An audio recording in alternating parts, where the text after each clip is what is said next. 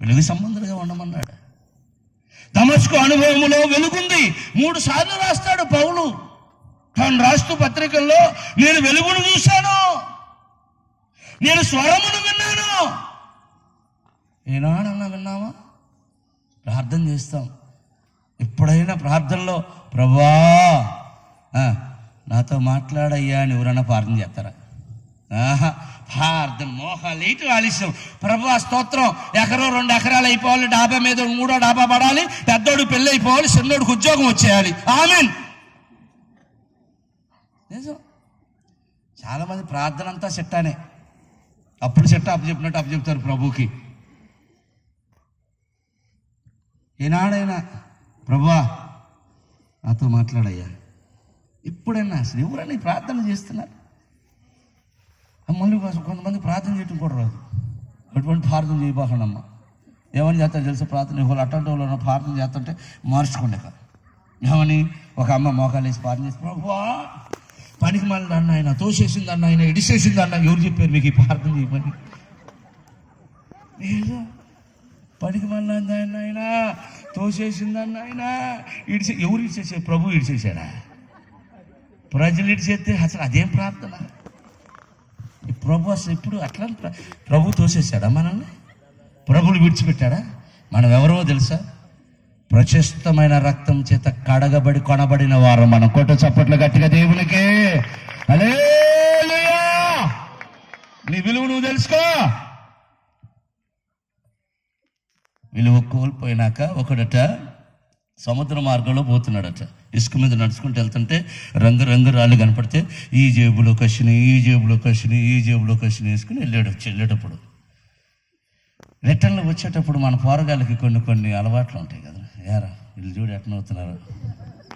స్తోత్రం. ఒక 10th class రా మీరు? రైట్. దేవుడు మిమ్మల్ని దీవించును గాక. వీళ్ళు ఏం చేస్తారు తెలుసా? ఒక రాయి తీసుకుని నాది 2 స్టెప్పులు ఎగిరింది, నాది 3 స్టెప్పులు ఎగిరింది అన్నట్టుగా వీడు మొత్తం తీసిరేసుకుని 3 రాళ్ళు మిగిలింది. అంటే ఇక్కడ ఎన్ని రాళ్ళు అమ్మా? మా అమ్మ చెప్పండి అమ్మా. రిప్లై అయిపోతే సప్లై స్తోత్రం అని చెప్పా. నేను కాసేపాకి ముగి చేసిన పాపం ఏమన్నాడు మోహన్ రావు అన్న పానీలు అయ్యగారికి నడవలేదు అనుకుంటాడు. స్తోత్రం చెప్పండి. ఎన్ని రాళ్ళు మిగిలినాయి? చూసుకోపి చెప్పండి. ఎన్ని రాళ్ళు?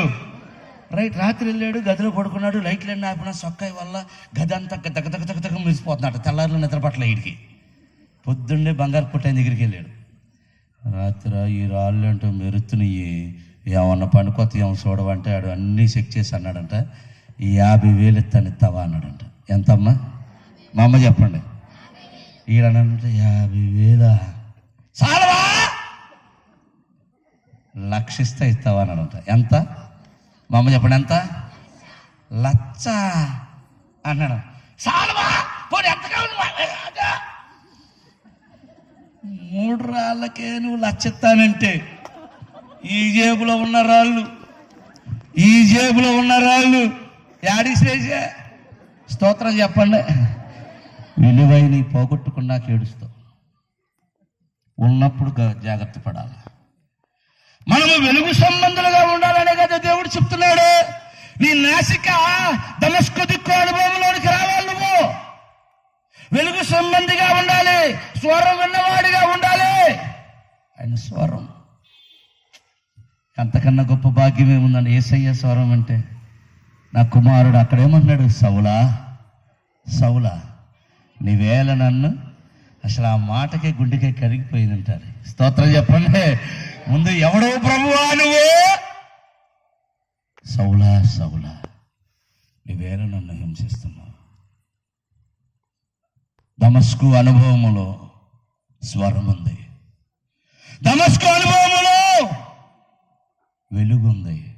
మన వెలుగు దేవుడు సృష్టిని చేసేటప్పుడు మొదట ఏం చేశాడమ్మా? వెలుగుని చేశాడు. వెలుగును చేసిన దేవుడు వెలుగుగా వచ్చాడు లోకానికి. వెలుగుగా వచ్చిన దేవుడు మనల్ని వెలిగించాడు. వెలిగించబడిన మనం వెలుగుగానే ఉండమంటున్నాడు చివరి వరకు కూడా. అది భక్తి కలిగిన జీవితం అంటే. నీ నాసిక జీవవాయువును జీవాత్మను నాసికలో కలిగిన మానవుడా,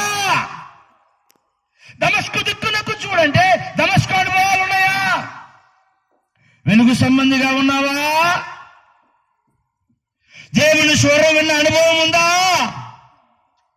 2 ఇంకా ఏముంది దమస్కులో చూద్దాం. రాజుల 2వ గ్రంథం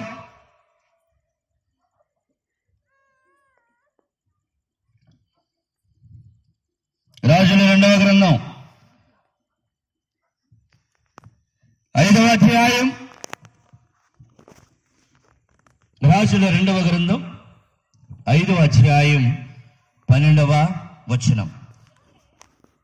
కాదు, దమస్కు నదులైన, నేను చదివించే ప్రతి చోట దమస్కు దమస్కు దమస్కు అన్నట్టు చూడండి.